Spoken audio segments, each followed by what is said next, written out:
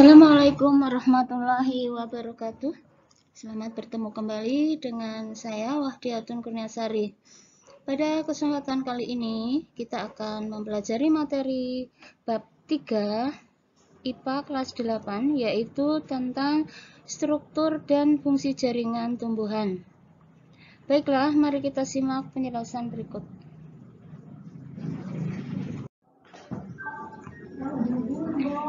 Baiklah, untuk struktur dan jaringan pada organ tumbuhan yang pertama yaitu akar. Nah, apa fungsi akar? Nah, fungsi akar antara lain yang pertama, menambatkan dan memperkokoh berdirinya tumbuhan. Kemudian yang kedua, menyerap air dan garam mineral. Yang ketiga, sebagai tempat menyimpan cadangan makanan.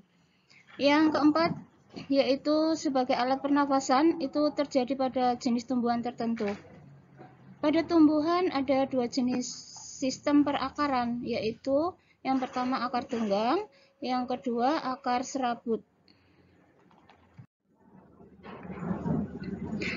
Ada dua jenis perakaran, yaitu akar tunggang dan akar serabut. Akar tunggang terdapat akar utama.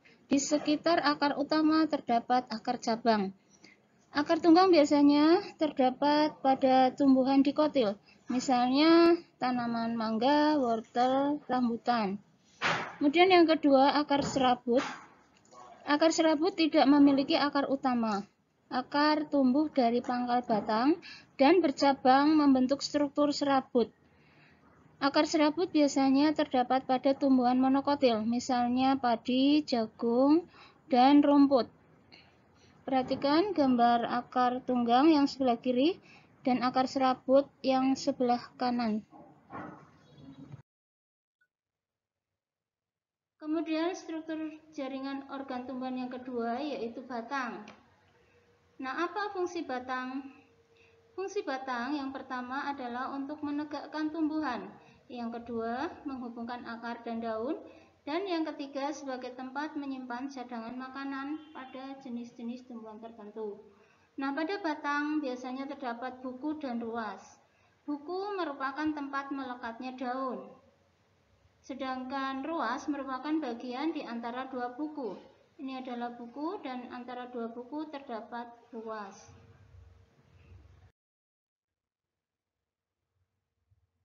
Yang ketiga, jaringan daun.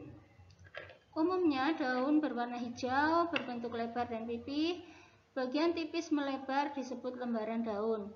Pada lembaran daun terdapat tulang daun. Tulang daun monokotil melengkung sejajar, sedangkan tulang daun dikotil menyirip dan menjari. Perhatikan penampang daun monokotil. Sini ada epidermis atas, ada mesofil, ada rongga udara, ada epidermis bawah, kemudian ada stomata atau mulut daun. Kemudian berkas pembuluhnya di sini terdapat xilem dan floem. Kemudian pada penampang daun monokotil, di sini juga ada berkas pembuluhnya yang terdiri dari xilem dan floem. Floem itu terletak di bagian luar, sedangkan xilem di bagian dalam. Kemudian ada epidermis atas, di bawahnya ada jaringan palisade atau jaringan tiang. Di bawah jaringan palisade terdapat jaringan spons atau jaringan bunga karang. Kemudian lapisan daun paling bawah disebut epidermis bawah. Selanjutnya organ tumbuhan berikutnya yaitu bunga. Bunga sebagai organ reproduksi generatif.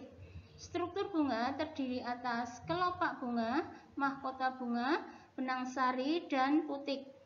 Mahkota tumbuhan dikotil biasanya kelipatan 2, 4, dan 5, sedangkan mahkota tumbuhan monokotil biasanya kelipatan 3. Selanjutnya kita akan mempelajari tentang fotosintesis yang biasanya terjadi pada daun.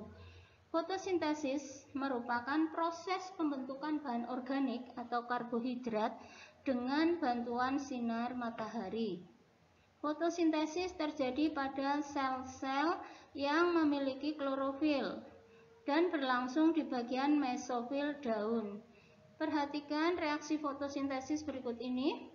6H2O, H2O adalah air, ditambah 6CO2, CO2 adalah karbon dioksida. Kemudian dibantu cahaya matahari dan klorofil atau zat hijau daun akan menghasilkan C6H12O6 atau glukosa, ditambah 6O2. O2 adalah oksigen. Pada proses fotosintesis, karbon dioksida dan air diubah menjadi oksigen dan glukosa.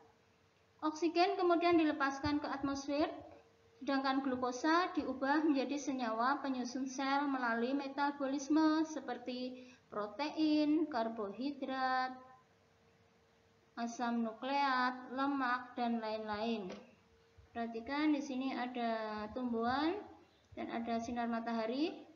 Ini karbon dioksida diserap oleh daun, kemudian oksigen dikeluarkan kembali oleh daun ke udara. Ada beberapa faktor yang mempengaruhi proses fotosintesis, yaitu air, kadar oksigen, dan kandungan hara dalam tanah. Nah, air. Jika tidak tersedia air yang cukup, pembentukan karbohidrat dapat terganggu. Yang kedua, kadar oksigen. Apabila kadar oksigen di udara diturunkan dari 20% menjadi 1%, maka fotosintesis naik 30%. Kandungan hara dalam tanaman. Unsur magnesium atau Mg dan N nitrogen sangat dibutuhkan dalam pembentukan klorofil.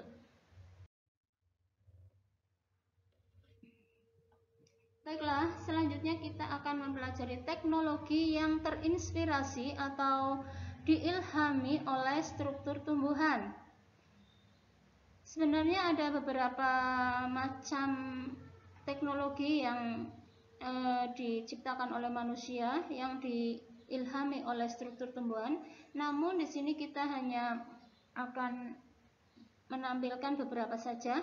Yang pertama yaitu model fondasi cakar ayam. Ini terinspirasi dari perakaran pohon kelapa. Perhatikan gambar akar pohon kelapa seperti apa. Nah, pohon kelapa itu memiliki susunan perakaran serabut yang membentuk ikatan kuat untuk mencengkeram tanah sehingga dapat kokoh berdiri di berbagai kondisi tanah.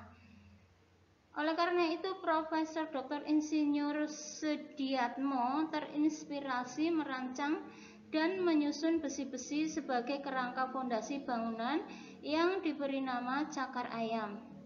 Konstruksi ini terbukti sangat handal untuk fondasi bangunan, sekalipun di daerah yang memiliki tanah kurang padat seperti daerah rawa.